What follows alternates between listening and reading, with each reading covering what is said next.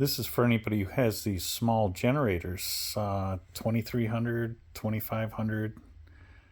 Essentially the inside is all the same, right? So if you open these up,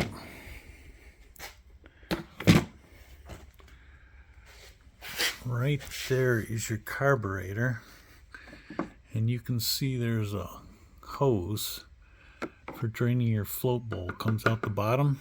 You just got to loosen this screw, but it's usually pointed over in this direction. So what I did was loosen this 10mm nut on the bottom, rotate the bowl, then you take a short piece of hose, put it on here, put your cover back on, and it will leave a dent in the foam where you can then see where to drill a hole. Drill a 10mm hole, and then put your cover back on, and when you're done running your generator, you can just stick your screwdriver in here, drain the float bowl,